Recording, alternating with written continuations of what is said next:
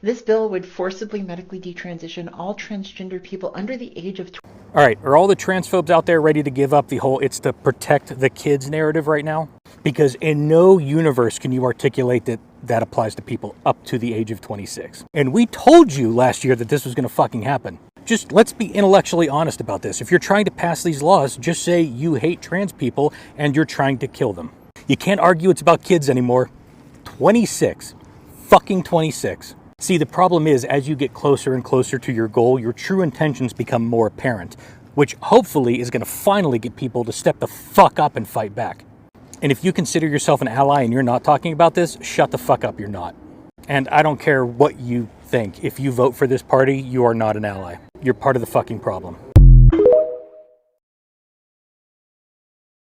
Have you heard of the public universal friend? Well, this is one of Western history's first documented accounts of a person coming out as non-binary. This person was born in Rhode Island in 1752, assigned female at birth and given the name Jemima Wilkinson. The person's family were Quakers, a Christian religious denomination founded in the 17th century that believed in things like prison reform, totalism, plain dress, and were anti-slavery. But in 1776, the person fell ill with what is believed to have been typhus. The family kept a death watch for several days, but when the person's fever broke, they announced that Jemima Wilkinson had died and that their body had come back to life as a genderless preacher sent by God, only to be known as the public universal friend. The public universal friend wore androgynous clothing, refused all gendered pronouns, and only answered to the public universal friend, or the friend for short. The friend preached through the colonial settlements of the northern United States throughout the 18th century, standing for the abolition of slavery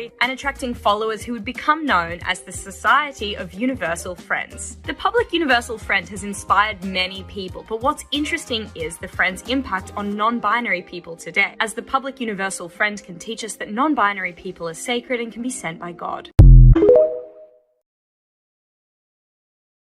The hardest part about being gay is that when you wear a backwards hat, men want to talk to you about sports. I'm like, yeah, we can talk about the Bears and the Packers, but we're not going to be on the same page, Miss Thing.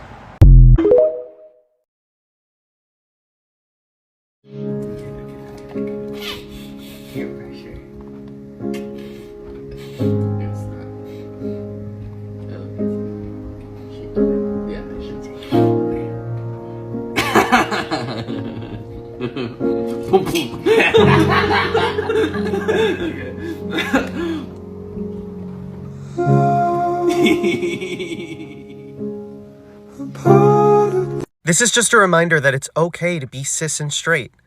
I may not like it or understand it, but it's okay to be who you are, even if it's gross. Hey, if you're queer, can you stick around for a second? I just wanted to tell you that you are good and special and worthy of love. Don't let anybody tell you otherwise, especially yourself. I love you. You're doing great. Keep going. Do you know that a trans man is probably the reason why you've never had TB?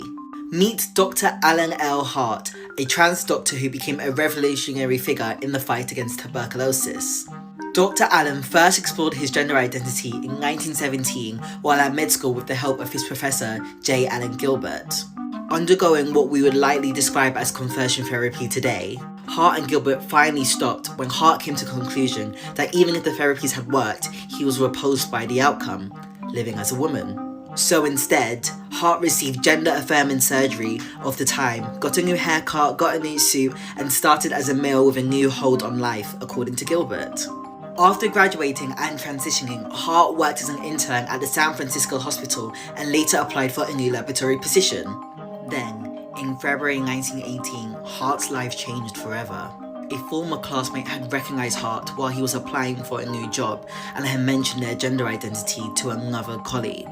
The news eventually made it to national headlines, forcing Hart to resign from his internship and head back to Oregon.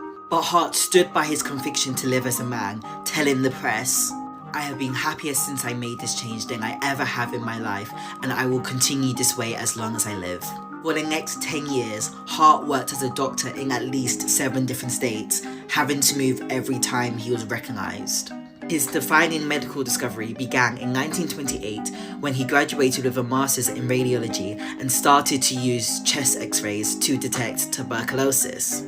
Hart was able to get ahead of the spread of TB as many patients came in with undetectable cases until they stepped in front of the x-ray machine. Described as a medical pioneer, Hart's discovery changed the course of humanity's battle against TB.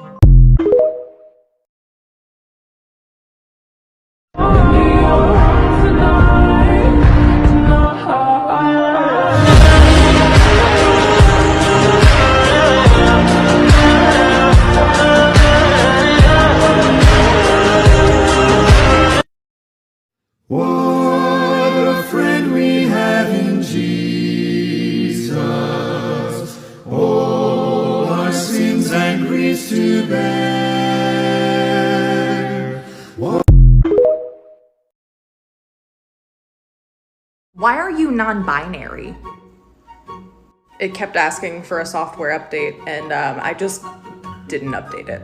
The gender fairy traded my gender for a quarter. The TSA confiscated it because it wasn't in the appropriately sized bottle. I sneezed once, the gender just flew out. I found out that my gender's name was Bruno, and we don't talk about Bruno. My gender kept calling me about my car's extended warranty, so now I just ignore it. Turns out, my gender felt like a plastic bag drifting through the wind, so it wanted to start again.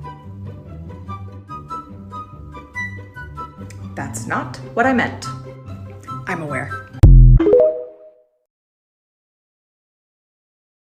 You're not a woman, you can't argue science. Absolutely, so let's go off of what science says. That's exactly what we should be doing. According to science, the idea of two sexes is overly simplistic. Well, you can't change your chromosomes. That would shut down the argument if sex was only defined by chromosomes. But it is. According to a number of studies, sex is actually chromosomes, gonads, hormones, and genitals. But you can't change those. But that's not true. In fact, the only reason that we can change some of those is because of science. For instance, I'm a trans woman, I'm on estrogen, I'm developing secondary sex characteristics, and if I chose to, I could get bottom surgery. Well, that wouldn't make you female. It also wouldn't make me male because I'd be occupying a space on the spectrum that doesn't fit into the binary of male or female. Well, I took a biology class in 5th grade and it says that you can only be male or female. That sounds like a way more reputable source than people who have dedicated their lives to studying the science of this.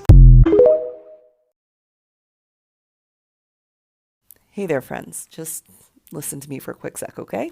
Now, I saw that the governor of Tennessee signed that bill that bans drag and also forces kids under 18 to either detransition or not even have the chance to transition. I also saw that bill in Mississippi. I've seen them all, just like you're seeing them. And I know it's very scary. So here's what I want to tell you. You are going to get to grow up and be exactly who you want to be. You're going to grow up, you're going to be loved, you're going to get to be exactly who you want to be. When I was your age, we didn't have anything like we have now. We didn't have like wide access to puberty blockers. There wasn't really even like a non-binary category when I grew up. They were letting gay people die in the hospital of AIDS when I grew up and nobody was taking care of us. We didn't have marriage equality. We didn't have anything. We didn't have any TV characters, nothing. And so when I was little, I didn't even see anyone who looked the way that I felt at all. But that didn't mean that they weren't out there fighting. So right now I understand it's a very scary time and you're probably pretty scared thinking like, what are you going to do? But I promise you, there are people out there fighting for you. So you just keep being a kid. You keep doing what you know is right for you. And just like I had to rely on the older people when I was young to get things like marriage equality passed, you can count on us, okay? We're going to take care of it. We are going to let you grow up and be who you want to be. We're going to make sure of it. I promise you. You're going to be okay.